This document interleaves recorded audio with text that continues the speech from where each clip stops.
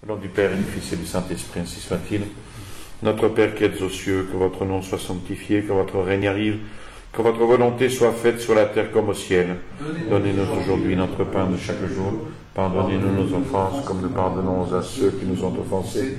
Et ne nous laissez pas succomber à la tentation, mais délivrez-nous du mal, ainsi soit-il. Saint Pédis, au nom du Père et du Fils et du Saint-Esprit, ainsi soit-il. Alors, nous abordons la 6e partie, avant d'aborder plus tard la 7e, s'il le faut. Non, je vous assure, c'est la dernière.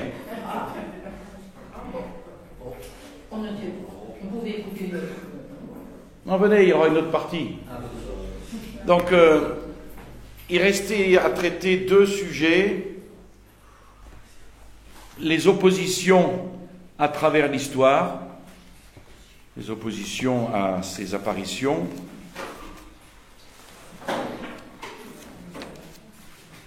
et puis, alors dans les oppositions, je mets l'ancien culte païen. On avait traité cette chose-là la dernière fois.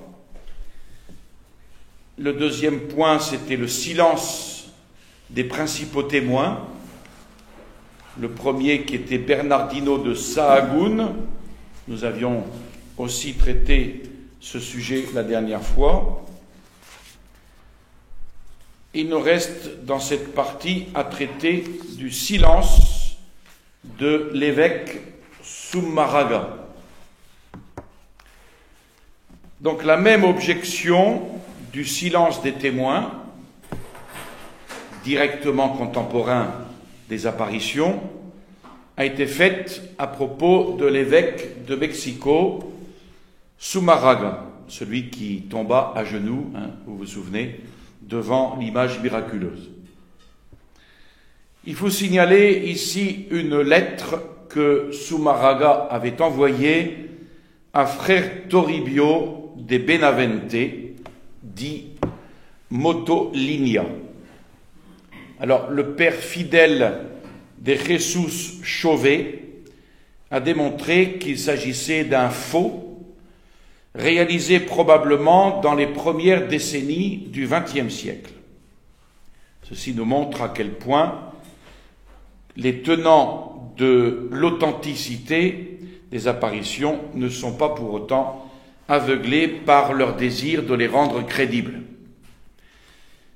Plus intéressant serait un billet qui avait été envoyé par Zumarraga au conquérant du Mexique, Hernán Cortés, faisant allusion à une grande procession en l'honneur de la Très Sainte Vierge.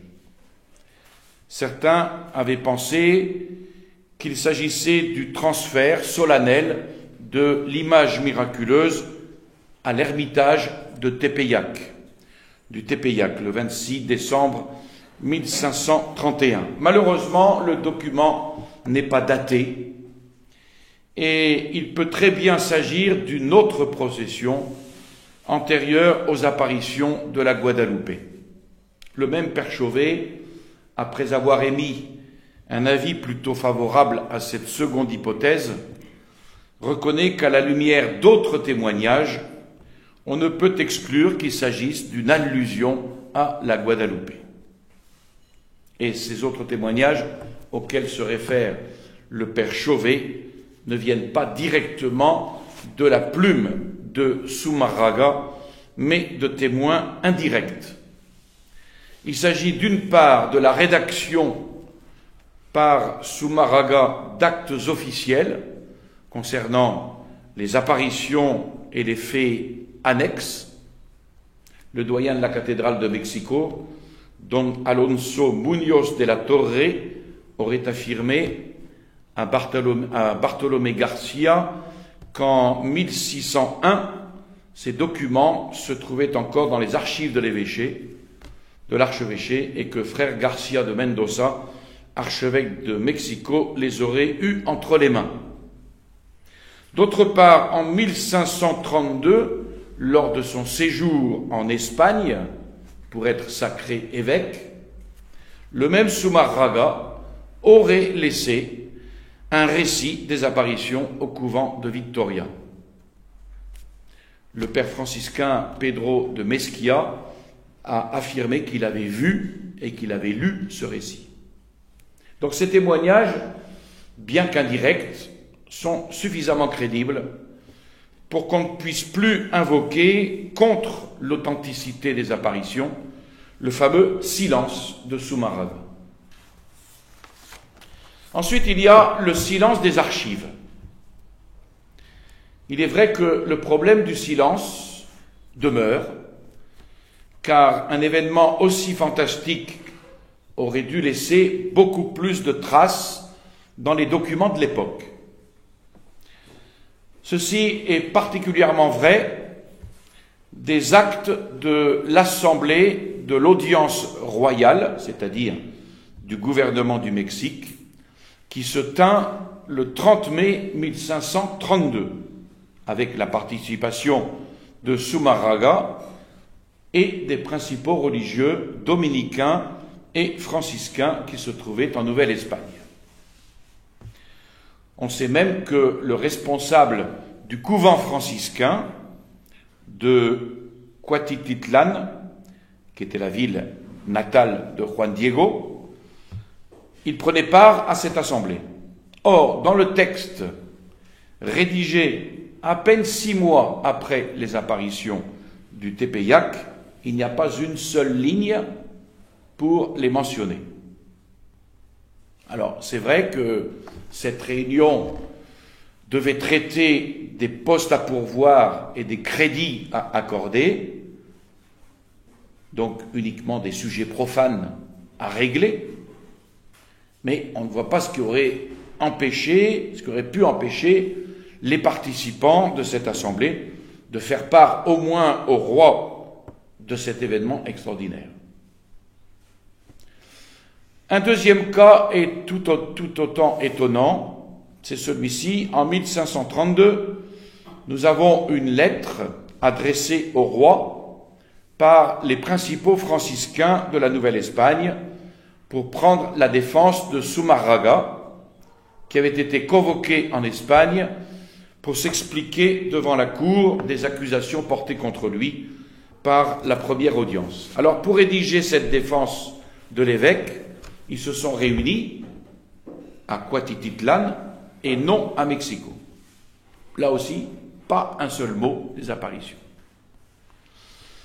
2 mois à peine après cette lettre au roi, une autre lui est envoyée, du 18 janvier 1533, signée en partie par les mêmes et contenant à peu près la même défense en faveur de Zumárraga, mais toujours sans la moindre allusion à la Vierge de Guadalupe. Alors, le père fidèle de Jesús Chauvet donne une explication. La raison, et vous vous rappelez de la dernière conférence, cette querelle entre franciscains et dominicains, la raison de cette méfiance franciscaine envers tout le surnaturel ou préternaturel rapporté par les Indiens provient des expériences qui avaient été faites par les missionnaires, de l'extrême crédulité des Indiens pour tout ce qui avait un air de prodige céleste. Et même dans les cas où l'évidence de ces faits surnaturels était reconnue, les admettant, ils avaient tendance, les franciscains, à ne pas les publier, parce que les Espagnols ne les auraient pas crus, eux qui généralement étaient profondément convaincus que les Indiens n'étaient pas susceptibles de recevoir des signes du ciel. Voilà ce que dit le père Chauvet. Alors, c'est cette situation psychologique qui explique aussi qu'en 1615, lorsque Torquemada évoque dans son ouvrage La monarchie indienne le sanctuaire de Guadalupe, il ne le rattache pas du tout avec les apparitions de la Sainte Vierge. Il n'y voit qu'une habile stratégie de la part des franciscains. Voilà son texte. Lorsque vinrent en cette terre les premiers frères de notre ordre, la dévotion à cette déesse Tonantzin prévalait. Aux fêtes de cette déesse se rassemblaient des foules innombrables d'Indiens accourus de fort loin à la ronde. Pour remédier à ce grand mal, nos frères en religion, qui furent les premiers avant tous les autres, à venir vendanger cette vigne inculte et à la tailler pour que ses sarments donnent des fruits pour Dieu, décidèrent d'élever une église au lieu dit Tonantzin, près de Mexico, et de dédier ce temple à la Très Sainte Vierge, qui est Notre-Dame et notre Mère. Alors, il est intéressant de noter que là où le texte attribué à frère Bernardino de Sahagún, qu'on a vu la dernière fois, dénonce un grave danger, ce chroniqueur, au contraire, ne voit qu'une manœuvre habile et réussie. Et c'est ce qui va inciter plus tard d'autres auteurs à nier les apparitions, en ne voyant dans l'érection de ce sanctuaire qu'une stratégie des missionnaires. Mais si Torquemada n'évoque pas les apparitions ni l'image miraculeuse, alors on peut se demander d'où viennent alors tant de querelles dès cette époque à ce sujet. Le silence de Torquemada se comprend mieux si on sait qu'en réalité, comme l'a démontré Don Joaquín García Iscalbalceta, il n'a fait que démarquer l'œuvre de Mendieta, qui était un ami très cher de Bustamante, qui était violemment opposé au culte de la Guadalupe.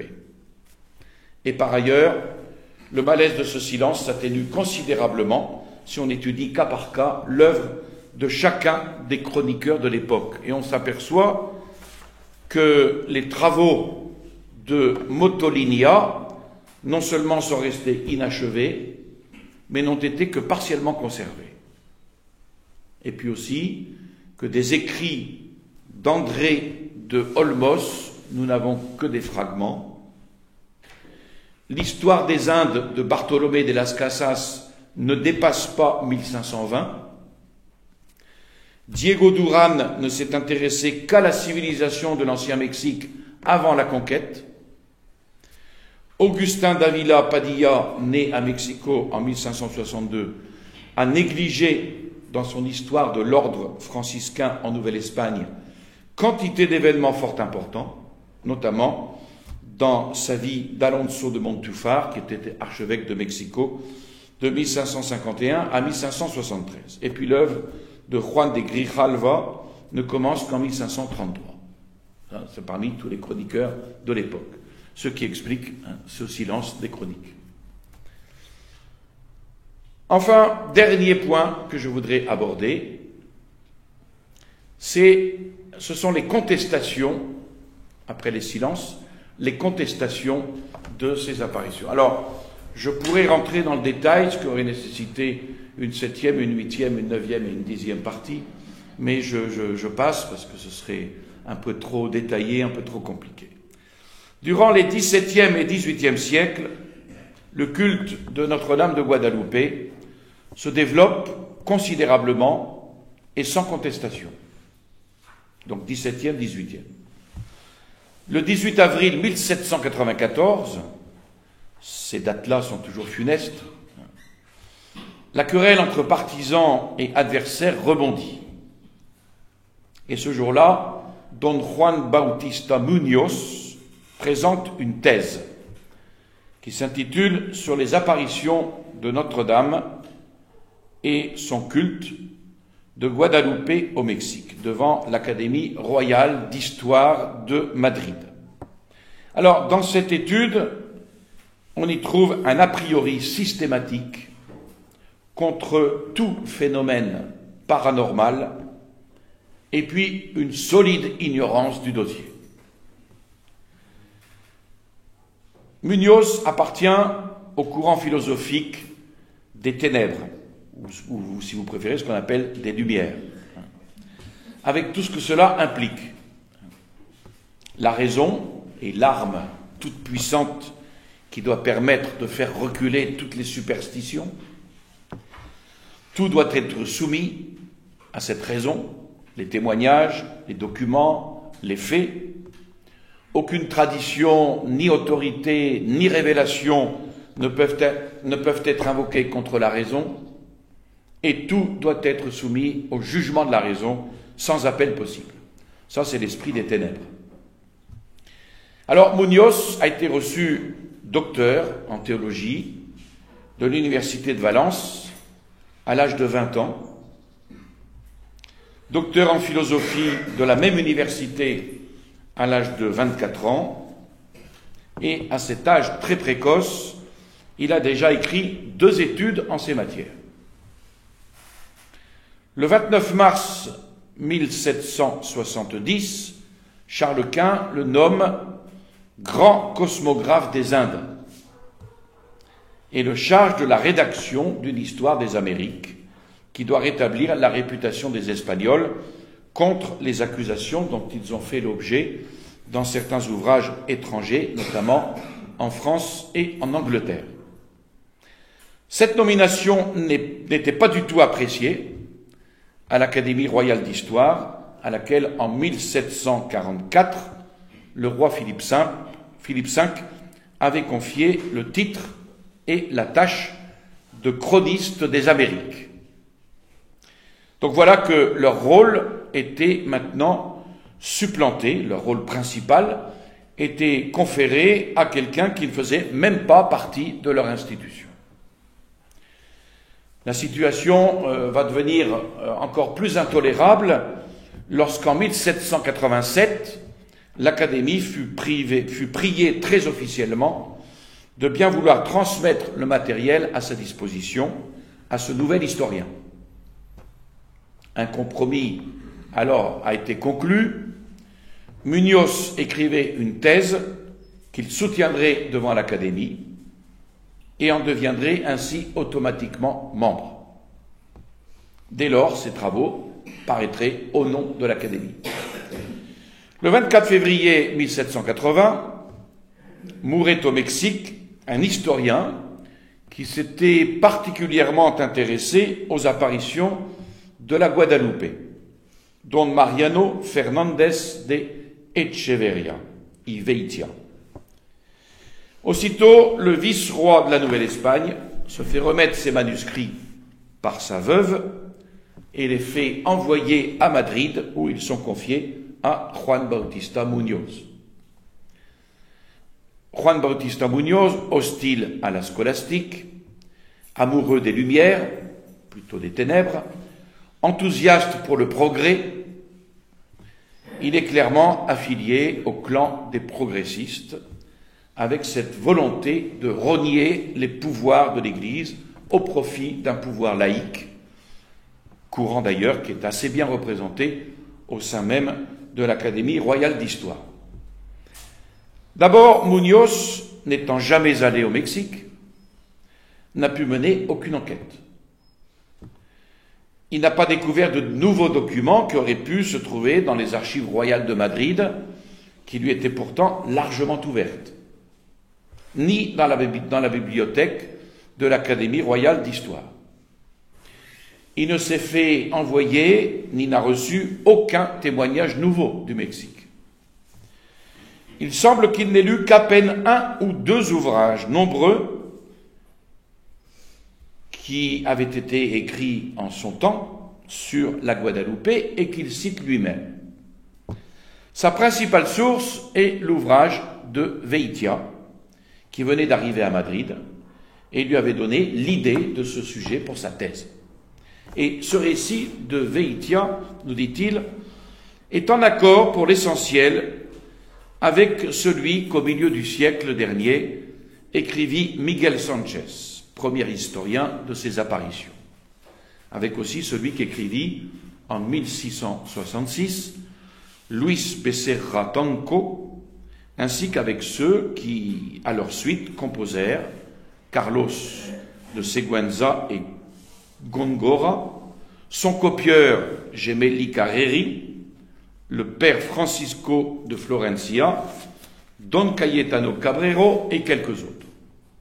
Alors, comme l'écrira Jesús Jiménez López dans un livre qui s'appelle « Les historiens guadeloupéens de l'illustration », parlant de Muñoz, il dit « Il n'a étudié aucune de ses œuvres et ne les a même pas lues. »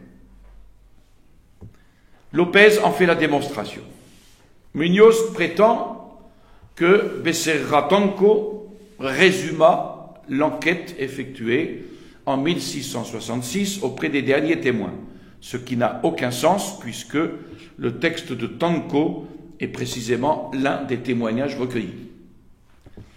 Son erreur prouve qu'il n'a pas lu non plus les œuvres du père Florencia, puisque c'est celui-ci qui, le premier, présenta un résumé de cette enquête. D'après Muñoz, le célèbre Carlos de Sigüenza y Góngora aurait composé un récit des apparitions en s'inspirant de ceux de Miguel Sánchez et de Becerra Tonco, mais Sigüenza n'a rien écrit de tel. Il a écrit simplement un poème intitulé « Printemps indien », où il évoque Marie très sainte de Guadalupe, c'est tout. Donc cela n'a rien à voir avec le récit des apparitions. Ensuite, Muñoz raconte que Gemelli Carreri a copié le récit fait par Sigüenza. En réalité, il y a bien un texte de Carreri relatif à la Guadalupe, mais il fait partie d'un récit de voyage intitulé Tour du monde, où ce globe-trotteur infatigable, en décrivant tout ce qu'il a vu à Mexico, se trouve tout naturellement amené à parler du sanctuaire de la Guadalupe et donc à résumer l'histoire des apparitions.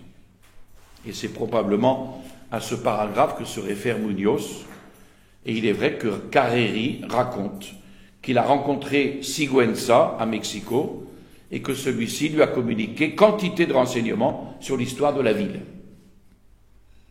Muñoz en a conclu que le récit des apparitions par Carreri venait aussi de Sigüenza. Mais cela n'a rien à voir avec une copie d'un texte qui n'a jamais existé. Tout cela nous prouve que Muñoz a bien lu Carreri, mais pas Sigüenza. Alors son principal argument, parce que Muñoz, je parle de ce personnage parce que sa thèse est très connue contre les apparitions. Son principal argument, qui sera souvent repris par d'autres, c'est l'absence totale de documents de l'époque, aussitôt après les apparitions. Mais le père Brune, dans cette étude que j'ai étudiée, le père Brune note, et qu'il fait preuve là, Muñoz, d'un manque total de psychologie. Pour les contemporains, la déposition immédiate de témoignages était totalement superflue. Ils n'y pensaient même pas. Ils connaissaient tous Juan Diego et Zumarraga. Ils pouvaient très bien aller les voir et leur parler quand ils voulaient. Et en outre, les conflits à l'intérieur de l'Église incitaient plutôt à éviter de trop en parler. Ce n'est qu'un peu plus tard, après la mort des deux voyants et de l'évêque, quand les autorités religieuses ont senti que les témoins de la première heure commençaient à disparaître, qu'elles ont alors entrepris de concilier leurs dépositions. Donc il ne faut pas raisonner aujourd'hui, à l'heure d'Internet, comme on l'était en 1531. Ce fut l'objet d'une enquête, donc fort méthodique, avec questionnaire, qui fut menée en 1666 et dont nous avons les résultats. Mais pour Muñoz, celle-ci ne prouve rien, car on ne peut se fier, dit-il, aux témoignages des Indiens. Ils ont une telle envie du merveilleux, dit-il. Quant aux Espagnols, leurs dépositions ne valent pas, car ils étaient âgés, dit-il. Il fallait quand même expliquer comment une telle dévotion avait pu se former et avait pu se développer aussi rapidement. Et là, Muñoz n'est pas très sûr de lui. Il reconnaît qu'il ne peut avancer que des hypothèses. Alors, comme une constante chez les rationalistes, tout le culte autour de la Vierge de Guadalupe peut s'expliquer sans apparition et sans miracle. Et cette contestation était pratiquement oubliée lorsqu'elle tomba au XIXe siècle dans les mains de Joaquín García y Casbalceta, et il y expose ses doutes. Et dans les réfutations qu'il écrivit, on retrouve les 70 motifs évoqués par Muñoz. Donc on revient à la case départ. Deuxième point, les contestations modernes. Pour des rationalistes un peu primaires, et il faut bien dire qu'ils le sont toujours, il y a une façon d'échapper aux preuves scientifiques. C'est tout simplement de les ignorer superbement. Le fait que l'on se proposera d'étudier, ce ne sera plus le miracle, mais la croyance au miracle. La collaboration d'un psychologue ou d'un sociologue pourra être parfois précieuse dans l'analyse d'un miracle, mais à condition qu'elle s'inscrive dans la compréhension de toute la portée du miracle, et non pas dans son élimination.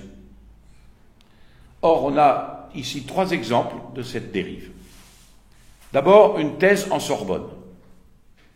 En 1974, c'est pas vieux, paraissait chez Gallimard un ouvrage de Jacques Lafaille, intitulé « Quetzalcoatl et Guadalupe, la formation de la conscience nationale au Mexique ». Il y a une réfutation assez profonde du frère Bruno Bonnet-Aymar là-dessus. Donc l'orientation de la thèse, d'abord, elle est plutôt sociologique. Selon Lafaille, toute cette histoire d'image prodigieuse, entre guillemets, écrit le père Bruno Aymar, toute cette histoire serait née d'un syncrétisme pagano-chrétien qui demeura latent au long des siècles de la colonisation espagnole et marqua l'éveil d'une conscience nationale à partir du XVIIe siècle pour enfin aboutir à la libération du Mexique en 1813. Donc, pour l'auteur, toute l'histoire de la Guadeloupe n'est qu'une invention due à Miguel Sanchez dans son livre « Image de la Vierge Marie, Mère de Dieu, de Guadeloupe, célébrée en son histoire par la prophétie du chapitre 12 de l'Apocalypse ». C'est l'œuvre de Miguel Sanchez. Donc l'ouvrage, qui est daté de 1648, plus d'un siècle après les apparitions, mais pour Jacques Lafaille, cela n'a pas d'importance puisque les apparitions n'ont pas existé. Pour lui, c'est la dévotion même à la Guadeloupe qui n'a commencé vraiment qu'avec la parution de cet ouvrage. Que les apparitions de la Mère de Dieu, un Indien, aient joué un très grand rôle dans la formation du peuple mexicain, ça, nul ne le nie. C'est même certainement ce que voulait la Très Sainte Vierge. Mais faire du miracle une invention instinctive du clergé pour fondre les deux communautés mexicaines et espagnoles en un seul peuple, ça n'a jamais été démontré. Donc toute la thèse de Lafaille n'est qu'une succession d'a priori. On sait par le père Bruno Bonnet-Aymar que le père Burrus, qui était un savant jésuite américain, avait mis à la disposition de Jacques Lafaille et sa bibliothèque personnelle et son appartement à Rome. Le père Burrus eut la surprise, en lisant la thèse de son protégé, qui ne s'était intéressé qu'à la moitié de la bibliographie qui lui avait indiquée, et délaissant délibérément tout ce qui allait à démontrer la réalité du double miracle, de l'apparition et de l'image. Le père Bruno Aymar écrit « Le mépris pour les faits est si total que l'ouvrage ne contient qu'une seule reproduction de l'image de la Guadeloupe avec cette mention laconique 1,50 m de haut environ. » Et il conclut « Formidable imposture qui se cache sous l'apparente rigueur scientifique. » Deuxième thèse, un théologien qui était un ancien prêtre catholique, donc défroqué. Il s'agit, et il est connu, il s'agit de Droverman, qui s'est illustré il n'y a pas très longtemps sur un autre sujet religieux. Il est psychanalyste. Et il écrit ceci. L'exemple le plus célèbre d'une réinterprétation d'apparition, qui à l'origine appartenait à l'espace culturel d'une religion païenne, nous a été offert par l'Église au XVIe siècle. Et il relate les faits. Et conclut, les religieux s'opposèrent d'abord à ce nouveau culte, car sur la colline du Tepeyac se dressait autrefois, on l'a vu, le sanctuaire de la déesse Tonantzin, que l'Église, finalement, ait baptisé, entre guillemets, la Madone indienne, est une preuve non seulement de courage, mais de profonde humanité et d'amour de la vérité.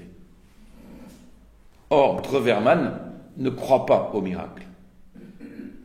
Il ne se place donc pas un seul instant dans l'hypothèse où ce serait la Vierge et non pas l'Église qui aurait choisi de baptiser ce sanctuaire païen. Donc tout le problème est pourtant là. Il y avait en effet un culte païen sur cette colline, mais pas d'apparition. Les vêtements de la Vierge de Guadalupe n'ont rien à voir avec ceux d'une indienne ou d'une de leurs divinités. Ils correspondent en revanche tout à fait à ceux que portaient les jeunes juives du temps du Christ. Le plus révélateur dans ce texte, c'est le ton d'assurance. Il n'est pas question d'avancer une hypothèse, ni de faire une suggestion. Le psychanalyste a déjà la solution. Il a certainement psychanalysé l'image. Finalement, l'histoire du culte guadalupano n'a plus aucun intérêt pour cet auteur. Je voudrais pas, excusez-moi, j'ai sauté un petit peu une page parce que j'ai fait un rajout tout à l'heure, à propos de la faille.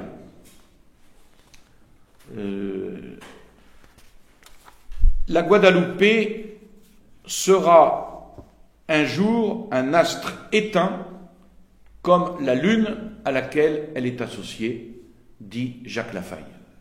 Je reviens donc sur Jacques Lafaille, excusez-moi. Tandis que Quetzalcoatl, le serpent à plumes, plus lié au polythéisme mexicain, paraît avoir de plus grandes chances d'une recharge sacrale à venir dans une société laïcisée comme celle du Mexique d'aujourd'hui. Mais comme le note le frère Bruno Aymar, pour une foule de 6 à 8 millions de fidèles, de pèlerins, il a fallu entreprendre en 1976 la construction d'une nouvelle basilique, doublant l'ancienne. En 1976, l'œuvre de Lafaille est de 1974. Et tout cela se révèle déjà trop petit, après les 20 millions de pèlerins dénombrés en 1979. Je crois que la meilleure réponse à Lafaille, c'est celle-là. C'est, dit-il, le triomphe de la Sainte Vierge. Terrible comme une armée rangée en bataille, face à son adversaire, l'antique serpent. Dès l'origine, on l'avait vu tout au début, dès l'origine, elle avait d'ailleurs montré sa puissance en menant la flotte chrétienne à la victoire de Lépante, le 7 octobre 1571.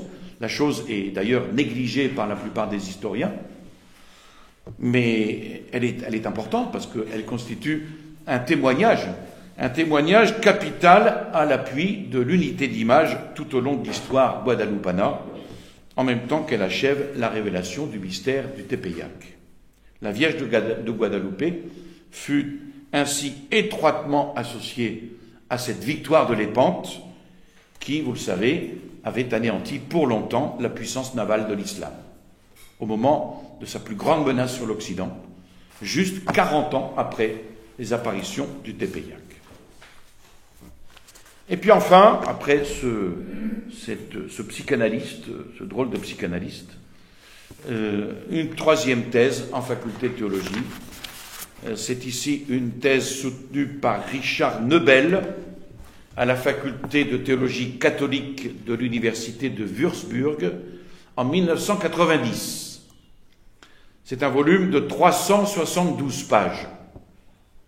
L'auteur précise bien son sujet, le fait qu'un culte aussi répandu que celui de la Vierge de Guadalupe ait pu prendre son essor à partir d'un tableau, il est sans importance à cet égard que celui-ci soit l'œuvre de main humaine ou de puissance surnaturelle ou du pinceau divin de l'artiste suprême.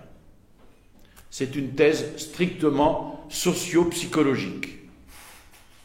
C'est vrai que le culte que les apparitions ont suscité et l'importance de la dévotion populaire avec ses multitudes en pèlerinage, tout cela, en effet, constitue un phénomène psychologique et social. Cependant, il paraît étrange que la reconnaissance ou non d'une intervention divine n'ait aucune incidence sur le contenu même de l'étude entreprise. Le psychologue aura tendance à considérer ceux qui croient à la réalité du miracle comme naïfs et un peu infantiles. Il cherchera à trouver, pour expliquer l'attitude religieuse chez des intellectuels qui y croient, des complexes ou des perversions psychologiques.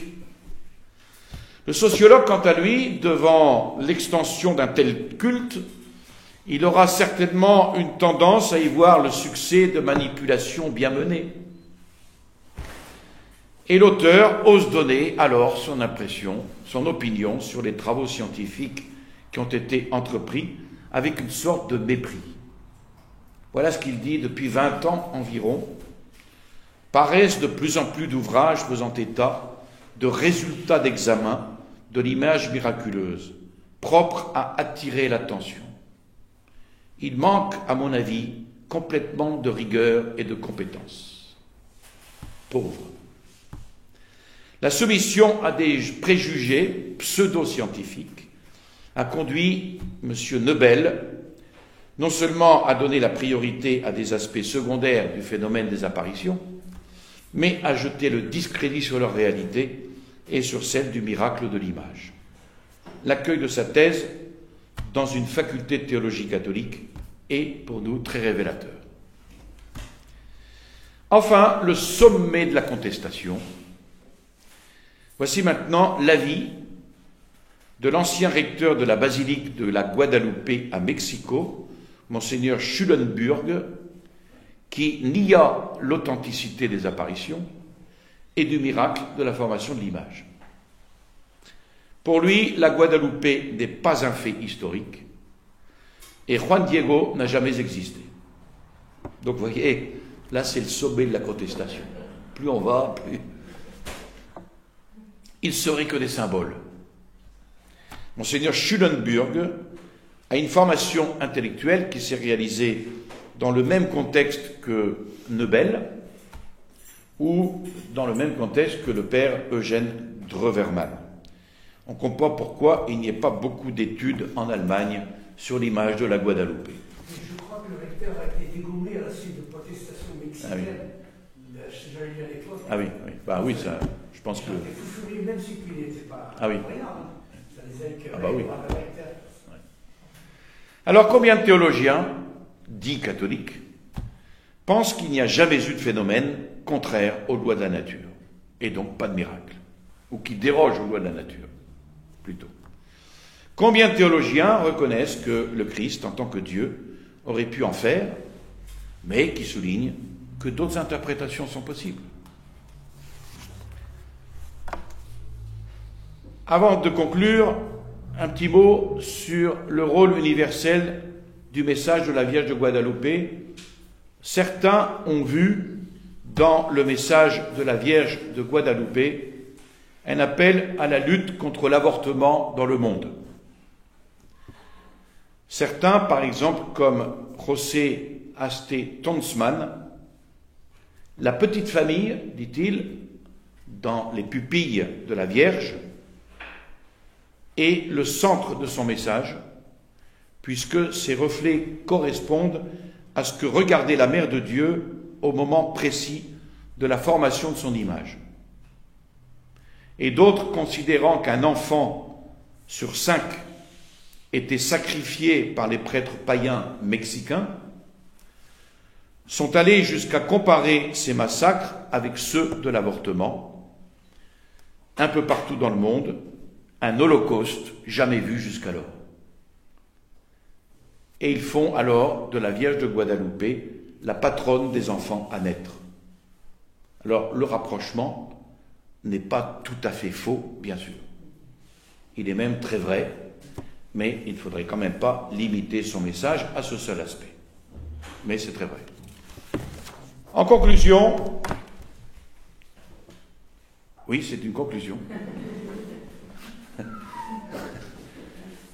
Conclusion numéro 1, et il n'y en aura pas 2.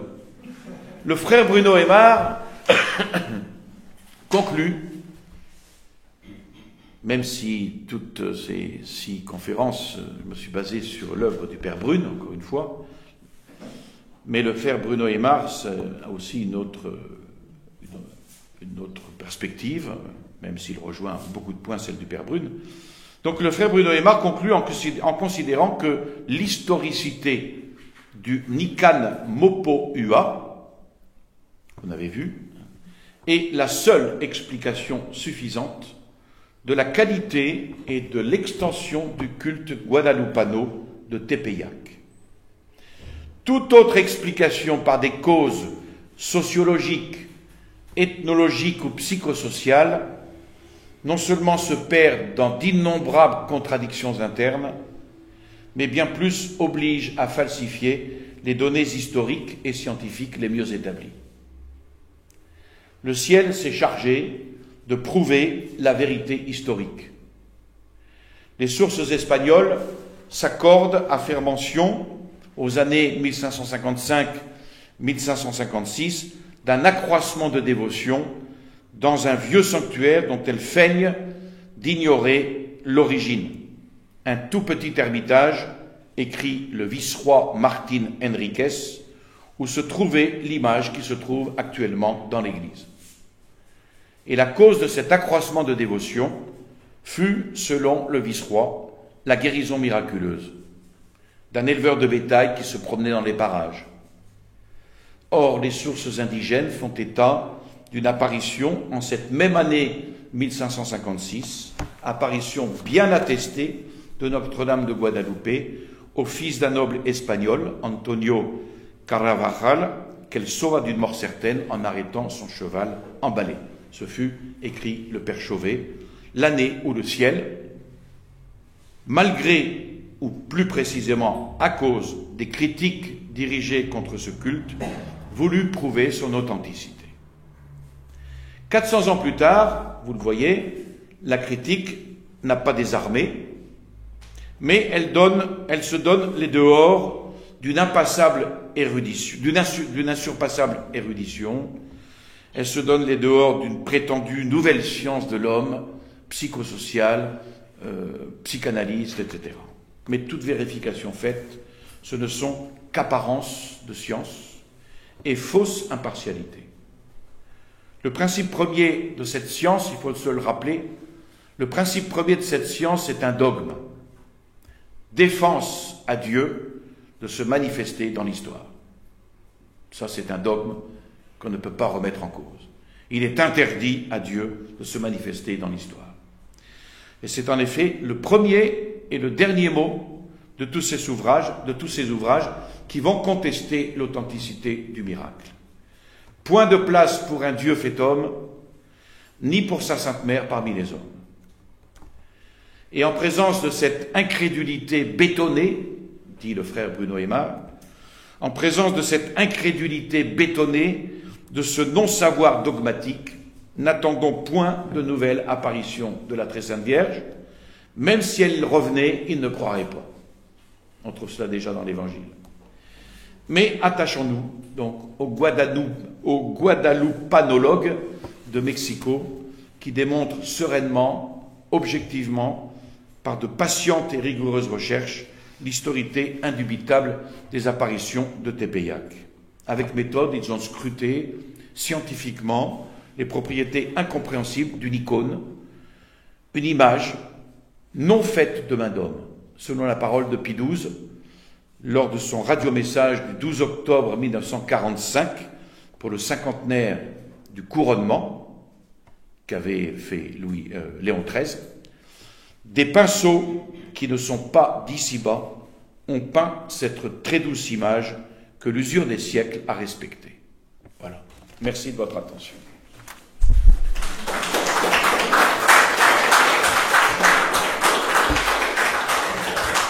Est-ce que la chapelle de Notre-Dame à l'honneur de Paris a été touchée? Nulle part, j'ai vu ça. Quand vous entrez à gauche, vous avez une chapelle avec l'image de Notre-Dame qui a été donnée par les Mexicains. Ah oui, je ne savais pas. Oui. La seconde chapelle à gauche. Ah oui, oui. Oui, ça, je ne sais pas du tout. On me parlait, on s'est posé la question. Apparemment, non. Non? Apparemment, non. Chapelle latérale, on était pour les gauches.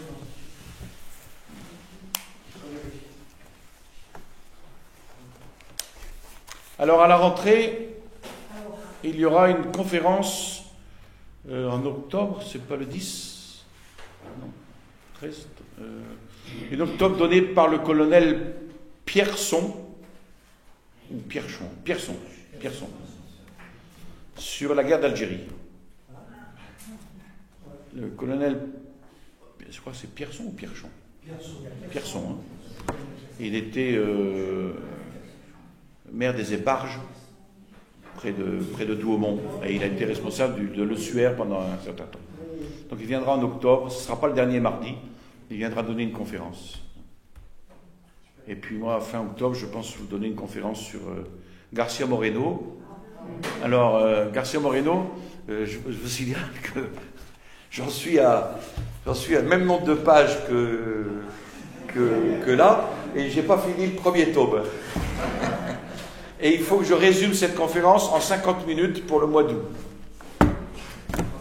Donc j'ai... Comment? Oui, oui. Mais je pense que j'y arriverai.